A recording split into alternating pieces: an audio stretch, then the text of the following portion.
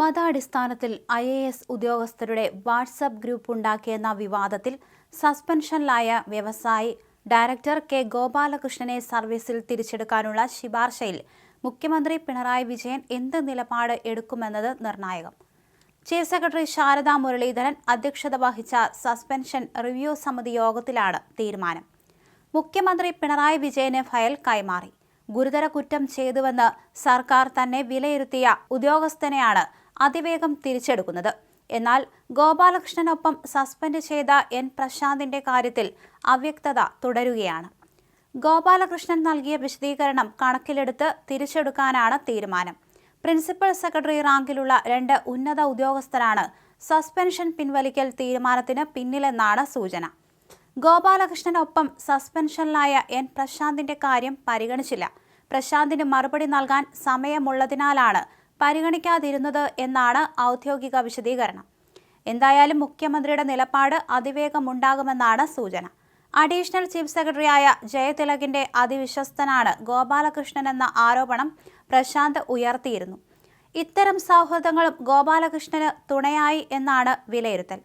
2024 October 31 Gopalakrishnan അഡ്മിനായി ആദ്യം Mallu Hindu officers ഗ്രൂപ്പും പിന്നീട് മുസ്ലിം ഗ്രൂപ്പും രൂപീകരിച്ചത് പുറത്തു വന്നതിനെ തുടർന്നുള്ള അന്വേഷണമാണ് സസ്പെൻഷനിൽ കലാശിച്ചത്. പോലീസ് കണ്ടെത്തലുകളടക്കം ഗോപാലകൃഷ്ണന് എതിരായിരുന്നു.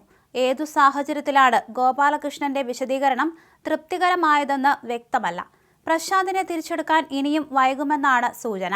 ഉന്നതി CEO ആയിരിക്കെ താൻ ഫയൽ മുക്കിയെന്ന ആരോപണത്തിന് പിന്നിൽ ജയതിലകാണെന്ന് ആരോപിച്ച് പ്രശാന്ത് സമൂഹ മാധ്യമത്തിൽ നടത്തിയ രൂക്ഷ വിമർശനമാണ് സസ്പെൻഷൻ വിളിച്ചുവരുത്തിയത്. IASകാർക്കിടയിലെ ഐക്യം തകർക്കാനും ഭിന്നിപ്പുണ്ടാക്കാനും ഗോപാലകൃഷ്ണൻ ശ്രമിച്ചെന്ന് ചീഫ് സെക്രട്ടറി പുറത്തിറക്കിയ സസ്പെൻഷൻ ഉത്തരവിൽ പറഞ്ഞിരുന്നു. ഒക്ടോബർ 31 ഗോപാലകൃഷ്ണൻ അഡ്മിനായി ആദ്യം മല്ലു ഹിന്ദു ഓഫീസേഴ്സ് ഗ്രൂപ്പും പിന്നീട് മുസ്ലിം ഗ്രൂപ്പും രൂപീകരിച്ചത് പുറത്തു വന്നതിനെ തുടർന്നുള്ള അന്വേഷണമാണ് സസ്പെൻഷനിൽ കലാശിച്ചത്. തന്റെ ഫോൺ ഹാക്ക് ചെയ്തതാണെന്ന ഗോപാലകൃഷ്ണന്റെ വാദത്തിന് തെളിവില്ലെന്ന് പോലീസ് കണ്ടെത്തുകയും ചെയ്തിരുന്നു.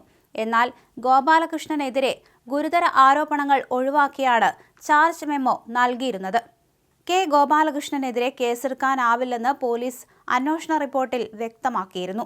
വിദ്വേഷ പരാമർശങ്ങളടങ്ങിയ സന്ദേശങ്ങൾ ഗ്രൂപ്പിൽ ഇല്ലാത്തതിനാൽ കേസ് നിലനിൽക്കില്ലെന്നാണ് പ്രാഥമിക അന്വേഷണം നടത്തിയ narcotic cell assistant commissioner Ajith Chandran നായരുടെ റിപ്പോർട്ടിൽ പറഞ്ഞിരുന്നത്. സ്വന്തം ഫോൺ റീസെറ്റ് ചെയ്ത് വിവരങ്ങളെല്ലാം ഗോപാലകൃഷ്ണൻ നീക്കിയതിനാൽ ഗ്രൂപ്പുണ്ടാക്കിയത് അദ്ദേഹം തന്നെയാണെന്ന് തെളിയിക്കാനാകാത്തതും വെല്ലുവിളിയായി. ഈ സാഹചര്യത്തിലാണ് മുഖ്യമന്ത്രിയുടെ തീരുമാനം നിർണായകമാകുന്നത്. സംസ്ഥാനത്തെ സിവിൽ സർവീസിൽ ജാതീയ വേർതിരിവിന് ശ്രമിച്ചെന്ന ആരോപണത്തിന് വിധേയനായ കെ ഗോപാലകൃഷ്ണൻ IASനെ സർവീസിൽ തിരിച്ചെടുത്താൽ അത് വലിയ വിവാദമായേക്കും. ഗോപാലകൃഷ്ണൻ പറഞ്ഞത് കള്ളമാണെന്ന് പോലീസ് കണ്ടെത്തിയിരുന്നു. അങ്ങനെ എല്ലാ അർത്ഥത്തിലും വെട്ടിലായ ഉദ്യോഗസ്ഥനെയാണ് തിരിച്ചെടുക്കാൻ ശുപാർശ നൽകുന്നത്. കെ ഗോപാലകൃഷ്ണന്റെ ഫോൺ ഹാക്ക് ചെയ്തിട്ടില്ല.